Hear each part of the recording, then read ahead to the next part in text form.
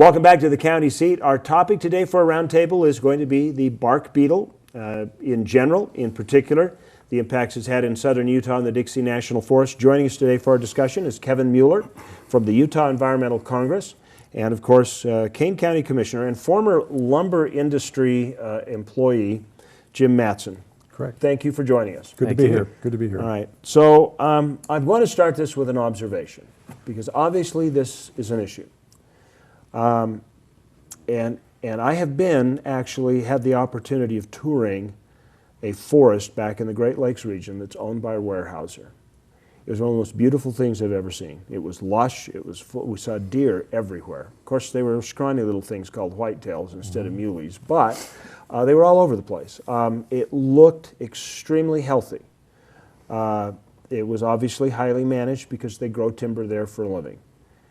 I also had an opportunity in our other TV program of not too long ago riding a mountain bike from Bryan Head Resort, across the mountain over to Panguitch Lake. I did not see such a beautiful sight there. So from a layman's perspective, I think a wrong decision was made on this. I'm open to be re-educated about it, but I really think that somehow or another we missed a boat and it sailed a long time ago and we should have been managing the forest. So with that, I'm going to let you start with a response. Okay. Well, I have never been to the Weyerhaeuser forests up in the Great Lakes region. I've been to the Weyerhaeuser forests in the Pacific Northwest. They tend to be earlier successional, more even-aged plantations. But I do love the hardwoods up, deciduous broadleaf trees up in the Great Lakes region. In terms of comparing that to high elevation Engelmann spruce forest in the Intermountain West, I don't know that that's a great comparison, but I can tell you one thing, which is that the forests on the Cedar City Ranger District, the Dixie, are managed and have been managed and have been logged for the most part at least a couple times over throughout the years since settlement occurred 150 years ago. So I don't look at most of those forests as unmanaged, but you're talking about the spruce bark beetle outbreak, which apparently started in the late 80s and early 90s. It is a natural part of the forest cycle for Engelmann spruce. Depending on the site, it happens every 100 to 400 years, be it a bark beetle outbreak or a stand replacing wildfire. Okay. Jim, I guess I'd respond in the sense is that we inherited these forests, and with human activity, in the 1800s to the present time, there has been kind of a spirit of husbandry and management of these things. You just don't park forested areas and like you're going to keep it under glass. Things happen out there. And I would characterize what takes place in a forest is that you can have a wildfire, which is like a bank robber, or you can have insects and disease, which is like an embezzler. And in this case, if you're not prepared for either one, you end up losing what you have, and it's going to change in character. Kevin's willing to wait a couple hundred years for it to restore itself. I'm kind of impatient. We have communities, we got people that are dependent upon these landscapes, and we need to do better than just to park it.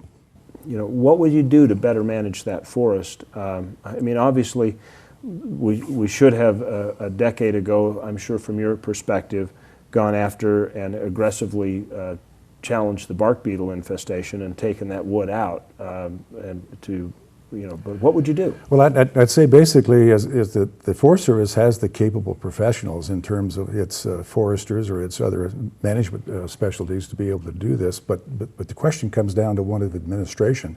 If we put as much pressure on the post office as the environmental interests have, against the Forest Service, you'd get letters in weeks, not days. And so it's a matter of delay, it's a matter of stall, and the Forest Service has lost its way. It no longer has the heart or the attitude of wanting to do anything in that kind of environment. Kevin makes a good living off this issue. I think that's with due respect, that's a little unfair to say. I would love to see the day when Utah Environmental Congress has accomplished its goal and we can close up shop And I can go back to doing what I was actually originally studying forestry when I was in college. So, All right. Well, let me ask you to respond to the issue of husbandry and your perspective of why we shouldn't touch it and why it should take 200 years. well, I don't know that I said we shouldn't touch the forests. Okay. I didn't want don't to put believe words I in your did. mouth. Okay. But I do. I think let me cut to the chase here. Okay. There's what's being implied is that the bark beetle on the Dixie, that event occurred because environmental groups like Utah Environmental Congress appealed and sued in the past, and that resulted in gridlock on the forest, and the beetles got away. That is not how I see what happened, and that's not what happened. And how did that happen? In the 1980s, the Forest Service was focused on logging larger diameter trees on the Dixie. Not true. I've got a If this picture from the Cedar City Ranger District and the spectrum. Taken in what year, Kevin? This was about 88, Yeah. thereabouts. It's on the Cedar City District. So there were large trees that people aren't aware of. Oh, I'll be that darned. now, I've been on the Dixie since the '65, and I haven't seen trees that size. So, have you brought that in from Washington or someplace? No. Some state? No, actually, I got that from Friends of the Dixie. It's an environmental group in Cedar City. They sent the old newspaper Does the clippings. Forest Service keep any records of what's harvested? I mean, would Yes. you know, Sure, as far sure they as- do. Sure they do. Yes. You know what's really happened is that I mentioned earlier, as these forests in their current conditions stand and they go through changes. In the 80s and 90s, we went through a drought period, lasted about 15 years. At those densities, at those levels, those forests simply couldn't withstand the pressure of infestations by insects. And then you throw in the human element, and next thing you know, something has to give, and the forest had to give.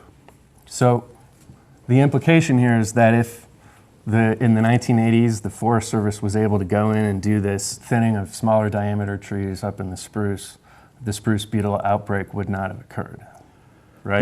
The spruce beetle, bark beetle is endemic. It's always there. It's just that these outbreaks take place, and unless you get in front of them, what you get is a gray forest instead of a green forest. You know, so there was plenty of time. There was anticipation that it would be able to take care of itself. One of your predecessor groups, Friends of the Dixie, got right in the middle of it.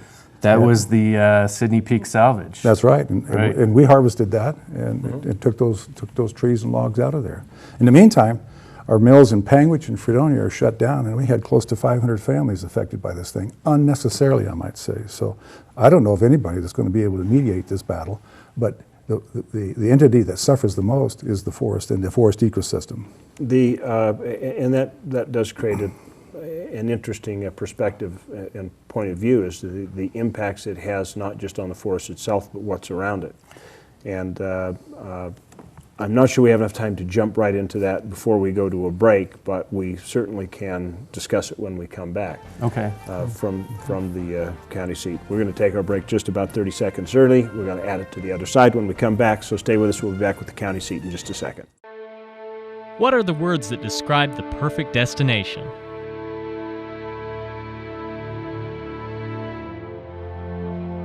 Finding them all in one place is easy if you know where to look.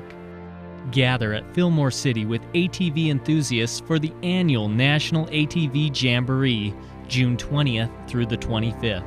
Over 30 different rides in the scenic mountains and desert areas.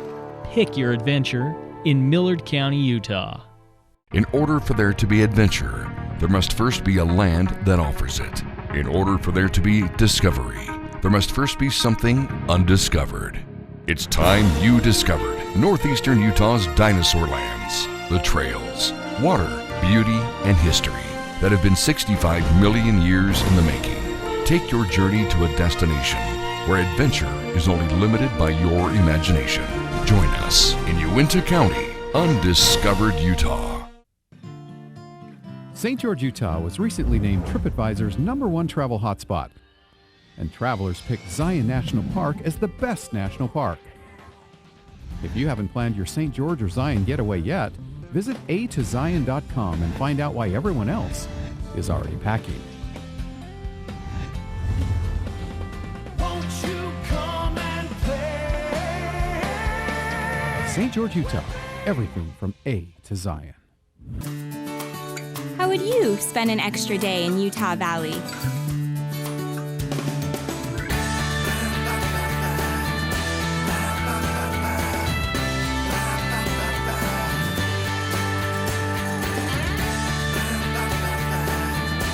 Stay one more day.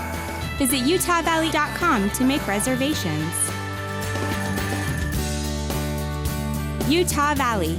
Bring everyone together.